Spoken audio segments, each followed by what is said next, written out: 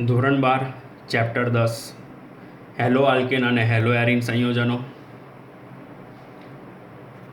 Last time આપણે હેલોજનયુક્ત સંયોજનો, તેમનું મહત્ત્વ, તેમની અગત્યતા, ટાઇફોઇડ, મેલેરિયા અને ગોઈટરના નિવારણમાં વપરાતી દવાઓ તેમજ અંતઃસ્ત્રાવો, આલ્કાઇલ હેલાઇડ, એરાઇલ હેલાઇડ શબ્દોની સમજૂતી, એરોમેટિક એલિફેટિક શબ્દોની સમજૂતી, સંતૃપ્ત અસંતૃપ્તતાની સમજૂતી તેમજ જુદા જુદા કાર્બનિક સંયોજનમાં સંકરણની સમજૂતી આપણે જોઈ ગયા છે.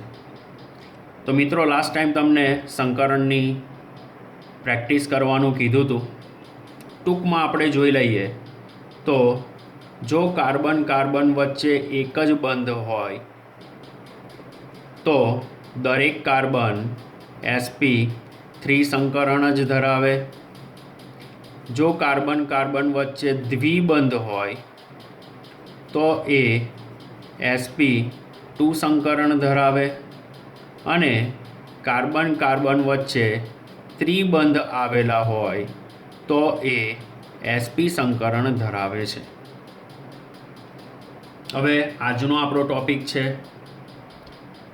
કાર્બનિક હેલાઇડ સંયોજનનું વર્ગીકરણ. હવે કાર્બનિક હેલાઇડ સંયોજનમાં આપણે હેલો આલ્કેન અને હેલો એરિન એમ બંને સંયોજનોનો ઉપયોગ કરી અને તેનું વર્ગીકરણ કરવામાં આવશે.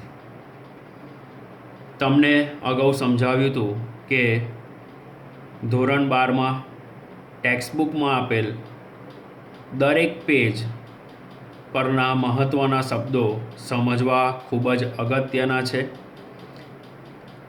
જો એની સમજૂતી તમને પ્રાપ્ત થઈ જાય તો કોઈ પણ પ્રશ્નનો જવાબ તમે તમારી રીતે મૌલિક રીતે લખી શકો છો. તો વર્ગીકરણ માટે આપણે સૌપ્રથમ પહેલો પ્રકાર જઈએ હેલોજન પરમાણુની સંખ્યાના આધારે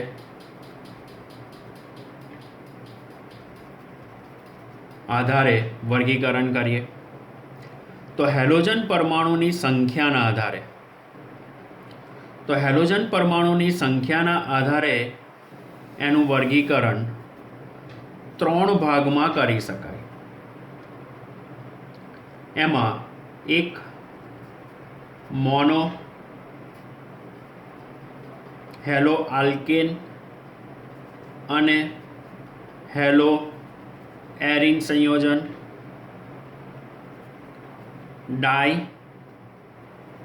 હેલો આલ્કેન અને હેલો એરિન સંયોજન, ત્યાર પછી ટ્રાય હેલો આલ્કેન અને હેલો એરિન સંયોજનો. આમ 3 ભાગમાં વર્ગીકૃત કરીએ. એટલે એનો મતલબ એવો થયો કે મોનો એટલે કે જો કાર્બનની રેખીય શૃંખલામાં એક જ હેલોજન પરમાણુ આવેલો હોય તો એને મોનો હેલો આલ્કેન કહેવાય. તો અહીંયા તમને જે ઉદાહરણ દર્શાવું છું એ ઉદાહરણમાં કાર્બન કાર્બન વચ્ચે એક જ બંધ છે એટલે એનો મતલબ થયો આલ્કાઇલ હેલાઇડ. કાર્બનની એક સંયોજકતા હેલોજન વડે પૂર્ણ થાય છે, બાકીની જે સંયોજકતા છે એ હાઇડ્રોજન વડે પૂર્ણ થશે. હવે આપણે અહીંયા કોની સંખ્યા પર જવાનું છે? હેલોજન પરમાણુની સંખ્યાના આધારે. એટલે એનો મતલબ એવો થયો કે અહીંયા ગાડી હેલોજન પરમાણુ એક જ આવેલો છે, આથી એને મોનો હેલો આલ્કેન કહીશું. ત્યાર પછી હેલો એરિન સંયોજનમાં જઈએ તો બેન્ઝીન કે જેને આપણે એરિન સંયોજન તરીકે ઓળખીએ છીએ. બેન્ઝીન એટલે કે 6 કાર્બન 6 હાઇડ્રોજન સમતલ્ય ચક્રીય સંયોજન કે જેમાં 3 એકાંતરે પાઇ બંધ આવેલા છે. એમાંથી એક હાઇડ્રોજનનું વિસ્થાપન હેલોજન વડે કરીએ તો એને આપણે મોનો હેલો એરિન સંયોજન તરીકે ઓળખીશું. એવી રીતે ડાય એટલે કે બે હેલાઇડ સંયોજન આવેલા હોય. તો બે હેલાઇડ મતલબ કાર્બનની આ રીતે રેખીય શૃંખલા લઉં છું. એમાં CH3 CH Cl કાં તો હેલોજનની વાત કરીએ છીએ તો X પણ મૂકી શકો તમે, H Cl. તો અહીંયા મેં તમને આઈડિયા આવે, ખબર પડે એટલા માટે Xના બદલે Cl મૂક્યો છે. કારણ કે હેલોજન પરમાણુમાં X બરાબર FCl Br I કોઈ પણ સંયોજન બનાવી શકે. એમાં એસ્ટેટિનને લેતા નથી કારણ કે રેડિયો એક્ટિવ તત્વ છે અને એનું આયુષ્ય ખૂબ જ ટૂંકું છે. તો ડાયહેલો આલ્કેનમાં હેલોજન પરમાણુનું પ્રતિનિધિત્વ અહીંયા ક્લોરીન પરમાણુ કરે છે. એટલે અહીંયા બે હેલોજન એટલે કે બે ક્લોરાઇડ પરમાણુ આવેલા હોવાથી એને ડાયહેલો આલ્કેન સંયોજન તરીકે લઈ શકાય. હવે હેલો એરિન ડાયહેલો એરિન સંયોજનમાં જઈએ તો ડાયહેલો એરિન સંયોજનમાં મુખ્ય બે પ્રકાર પડે, એક ઓર્થો અને બીજું પેરા. ઓર્થો પેરા સમઘટકોની સમજૂતી આપણને પ્રાપ્ય છે જ. એટલે જો પાસેના કાર્બન એટલે કે પહેલા બીજા સ્થાન પર પરમાણુ જોડાયેલા હોય તો એને ઓર્થો સ્થાન કહેવાય, અને પહેલા ચોથા સ્થાન પર પરમાણુ જોડાયેલા હોય તો એને પેરા કહેવાય. તો આમ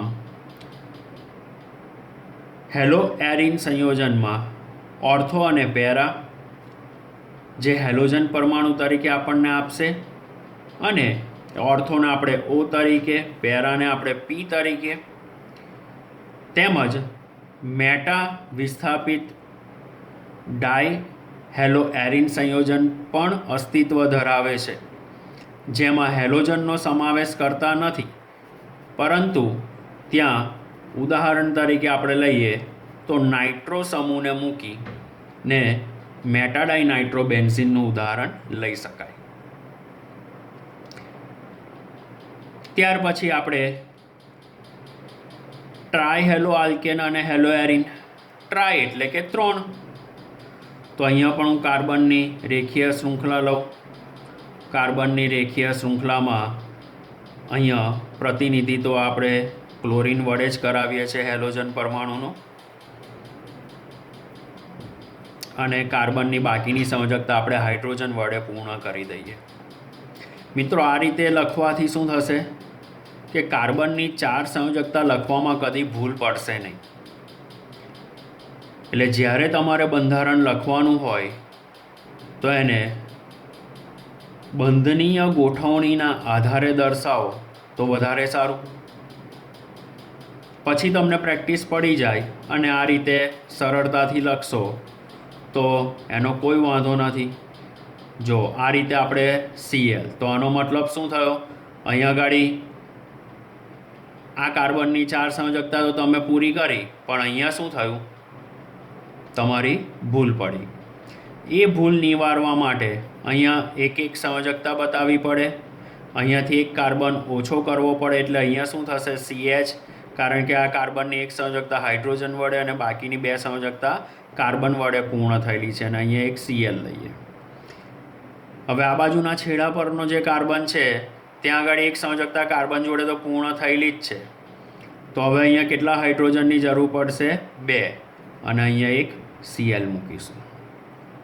તો આ રીતે આપણે લઈએ તો આ જે બંધારણ તમારી સામે છે એ બંધારણમાં કુલ 3 ક્લોરાઇડ પરમાણુ જોડાયેલા છે, માટે કયો પૂર્વક વપરાયો? ટ્રાય.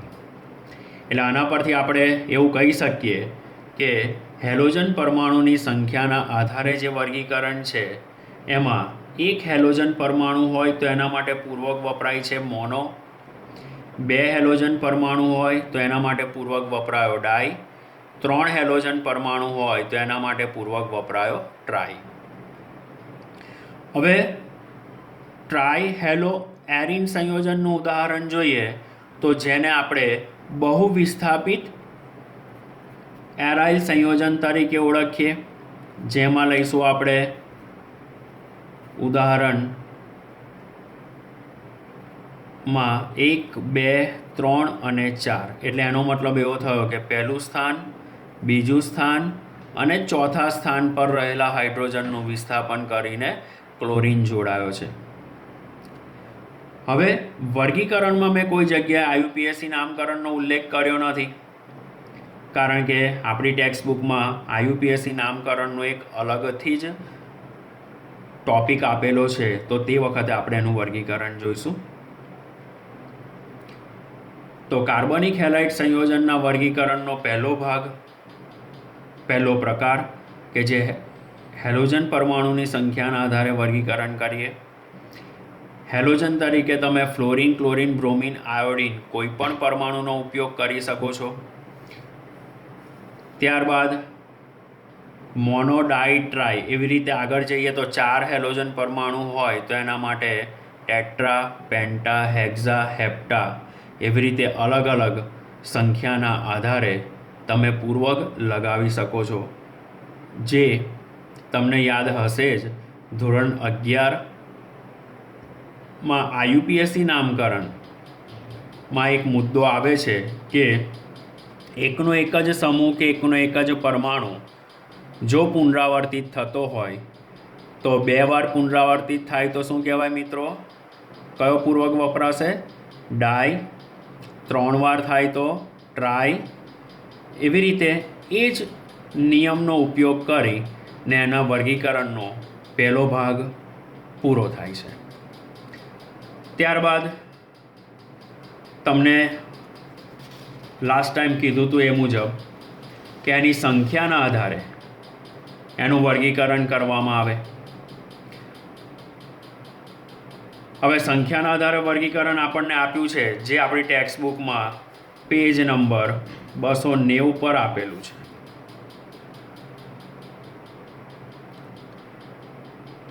હવે ત્યાર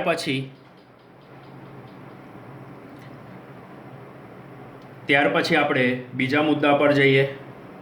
બીજો મુદ્દો, હેલોજન યુક્ત